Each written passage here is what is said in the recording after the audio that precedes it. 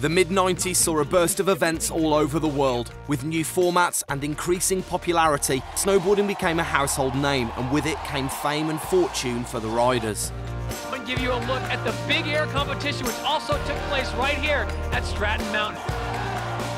The '96 US Open took some influence from the success of the Air&Style and had their first big air competition. It was a challenge for the competitors and a huge hit with the spectators. Inverts were the order of the day, with Peter Line leading the innovation. I watched the development of tricks really accelerate from my generation to where it is now. When I got into it for '96, I believe it was, a cab 9 was the height of the trick ability at that time. And maybe Jim Rippey backflip to fakie, which is sick and incredible.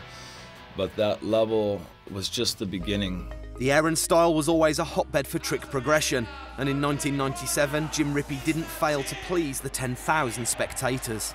I thought, you know what, this is the biggest moment of your competitive career, and if you don't land this right now, you're gonna hate yourself forever. You're gonna regret this for the rest of your life.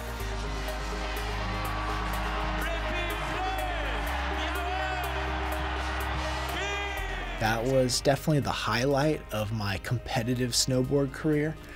It was a dream come true. The popularity of extreme sports was massive, and in '97 the Winter X Games were born, with snowboarding at the top of the menu.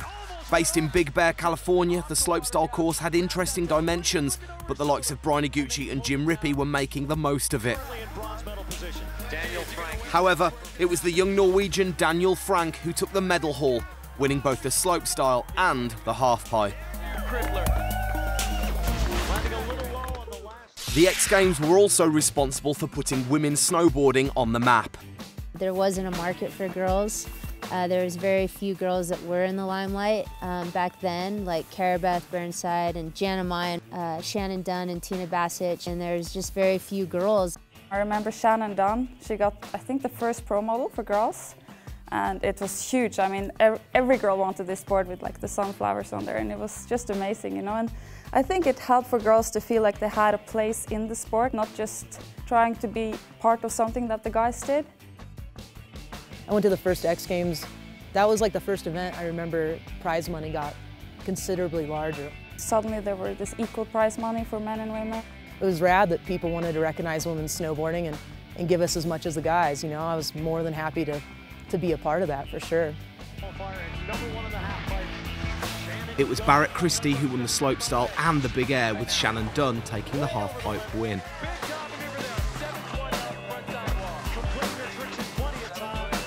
Competition's really fun just to be with all the girls and the guys. I just like snowboarding, I guess. In '98, snowboarding was accepted into the most prestigious sporting event in the world, but not without controversy, as Terje Haakonsen, the world's #1 rider, boycotted on political grounds. There's a lot of reasons why I didn't feel like we should do the Olympics. People who didn't really come from that industry haven't done anything for it. Used to hate us, and now they're gonna just, steal kind of a sport. For me, it was just like, I didn't understand it. I think my dad is the only guy who really wanted me to go, I think. I knew the whole problem about FIS and ISF, but I didn't care. All I wanted to do is ride contests, and for me it was a big chance to go to the Olympics. Like, everyone told me, hey, just to be an Olympian it's one of a lifetime thing. I didn't realize what was happening. For me, it was just, okay, I just won my first big contest. How big it was, I did not know at that time. Time after had to show how big it was. Sieht gut aus, oder? I got injured a month before, and I couldn't train, and it was not even clear if I can come. To me, it was not only special because it was the first Olympics in snowboarding history, it was even more that I overcame all these challenges. After the Olympics, snowboarding suddenly was out there in mainstream media as well. But going on to the US Open and winning those in '98 and '99, was, I think, was even more special to me. Back in Europe, the Air&Style was going from strength to strength, with 25,000 in attendance, and there was one young Austrian who was dominating the event. The first time I won the Air&Style was in '99. I did a cap 9 back then. Crowd was already huge. It was a 50-50 chance landing it, and well, I guess I just got lucky. It was a big surprise winning it again in 2000, and even a bigger surprise winning it a third time in 2001.